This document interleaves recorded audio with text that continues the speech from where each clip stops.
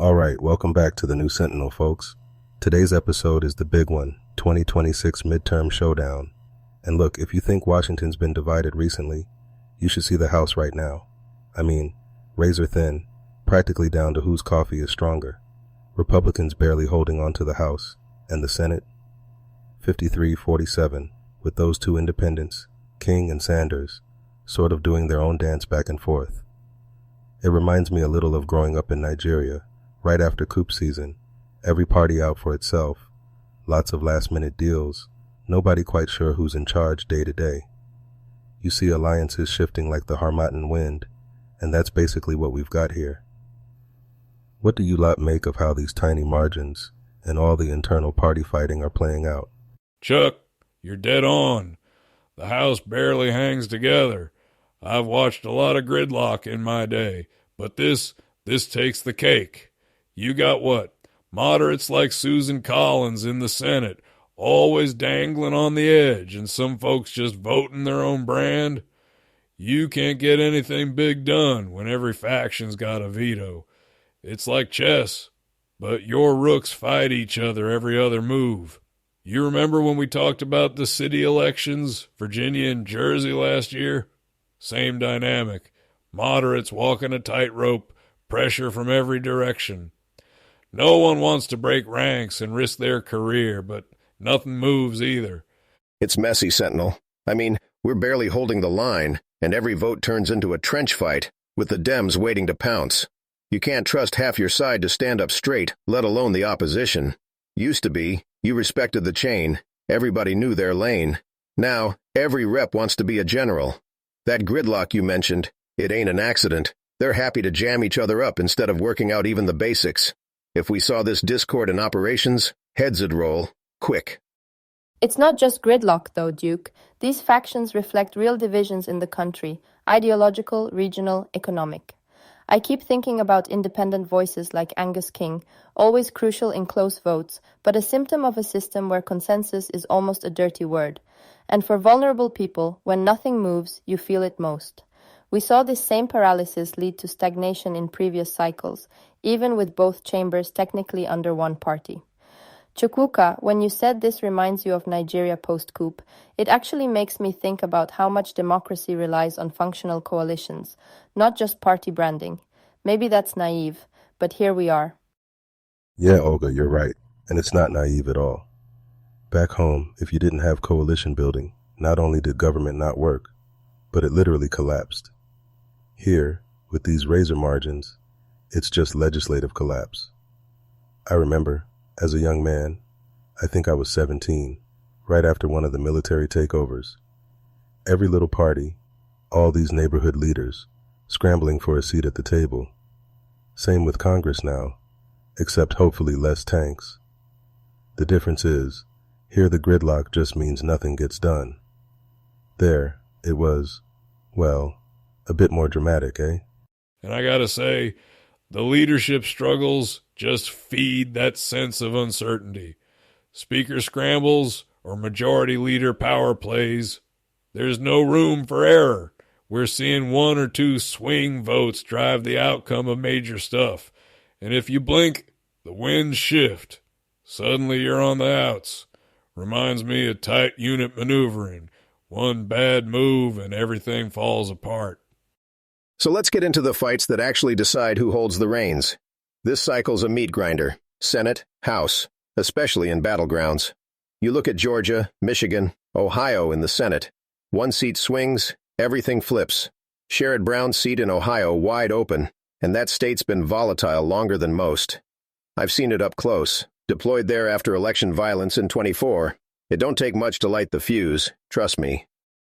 And these are not just numbers on a page, these are historic choke points. Michigan, Georgia, North Carolina, every vote, every district has weight. But I keep coming back to who gets counted. In Texas, Hispanic communities are growing and organizing, but there's a long tradition of making it hard for some people to vote. In New York and California, those high-profile House districts are swinging because suburbs change fast, but so does who can actually make their voices heard, through policy or suppression, new redistricting battles, you name it. We saw similar things in other cycles. People think these are just toss-ups, but they're about access too. This time, you almost need a scorecard just to keep up. States like Ohio, North Carolina, newly drawn districts, suddenly 4 or 5 seats are up for grabs where there used to be maybe 1. Districts in California, Texas, even Pennsylvania, all on a knife edge.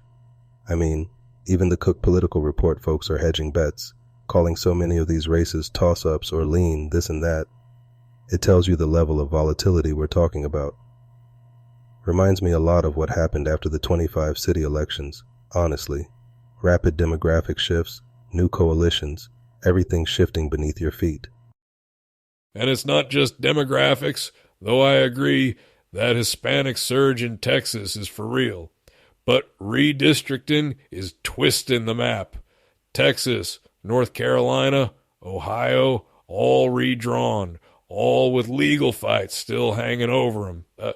Sometimes you got to look at it like operational planning.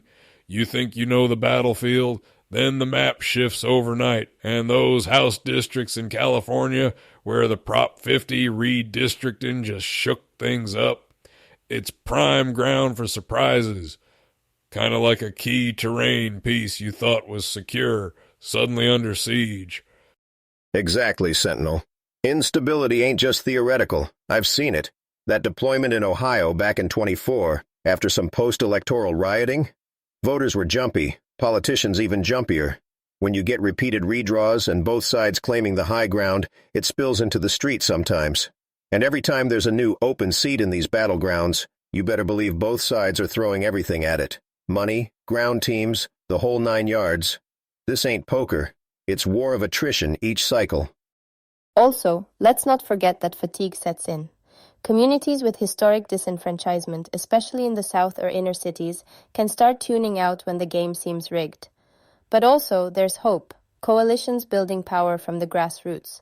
We've seen voter suppression and denial for decades, but also real energy to flip that script, especially when people feel the issues, like healthcare or housing, are on the ballot. If you think about Georgia 2020 or the Democratic push in Texas suburbs, that tells you the stakes. Every new resident, every court case changes the calculus. And that's the thing, Olga. The map keeps changing, and so do the people. The contests in these key states are not just horse races. It's about whose future counts. Last word before we shift gears, Sentinel? Just this.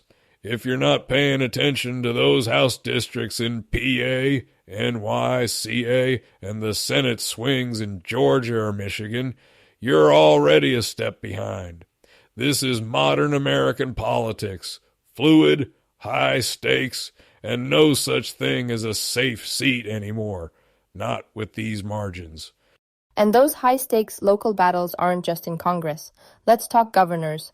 Arizona, Georgia, Michigan, Wisconsin. So many of these gubernatorial contests are wide open because of term limits or big retirements. Governors don't just run the state, they shape national policy, especially when you've got split control in D.C. After Trump's first midterm, the presidential party usually gets some backlash. It's a chance for the opposition to plant a flag, and we're already seeing that play out in recruitment, especially in places like Michigan and Georgia. Look, if you don't pay attention to the governor's races, you're missing intel.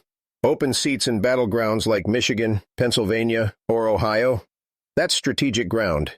States like Arizona, last time it was a coin flip, this time, with Trump in office again, you bet every Dem and Republican with a pulse is jumping in. State houses matter for everything from National Guard call-ups to lawsuits against the feds. That's not just theory. I've seen governors throw major wrenches into federal plans, and it's usually at these inflection points after midterms. And it's not just about blocking stuff, Duke. Governors, with those open contests in places like Wisconsin and North Carolina, can flip the script on policy, even shift the national conversation. You start seeing state policy become a test run for national plans, healthcare, voter laws, policing. It's another reason why, as we said earlier, these midterms are a multi-front war. Michigan's got Senate, House, and a governor's race, all at once. That much turnover, it's ripe for a shakeup, good or bad. Let me jump in here. You know, thinking of governors as chess pieces is sort of my thing. In a midterm with this much at stake, each governor elected is like placing a major on the board right before an end game. They can reinforce, block, or even open a line that changes the whole national posture. If Dems snag a big win in a state like Georgia or Michigan, you'd better believe that's not just about state politics. That shapes presidential battlegrounds for 2028. And if Republicans hold firm, they're setting the logistics for the next 4 years. Judges, budgets, all of it. Gubernatorials often foreshadow the national board. That's why operatives from both parties, top to bottom, are flooding these states. They're not thinking 2 years ahead, they're thinking 6. Exactly, and there's a human layer to it. Governors influence housing, reproductive rights, even disaster response. For millions of people, their life changes depending on who takes office at the state level. And honestly, if you look at multi-front states like Michigan or Georgia, you see how all these races interact, creating a feedback loop that can either accelerate reform or reinforce old power structures. And don't underestimate midterm backlash. President's party almost always loses some ground. With Trump in his second term, even a modest Democratic surge in these governors' mansions could turn the pressure way up, headed into the next presidential. Seen it before. Odds say we'll see it again. All right, that brings us round. It's been a wild ride, as always. Next episode, we'll dig even deeper into a couple of these battlegrounds and explore how legal battles over redistricting could swing control even late in the game. Sentinel, Olga, Duke, thanks for holding the line tonight. Listeners, keep your eyes open. 2026 is just getting started. Always a pleasure, team. This campaign season's a chess match, and it's barely moved out of the opening. Thank you, everyone. Remember, democracy's fragile, but it also means there's always another move to make. Until next time. Stay frosty, folks. We're just getting to the hard part. Out. All right, take care, everyone. This is the new Sentinel, signing off until next time.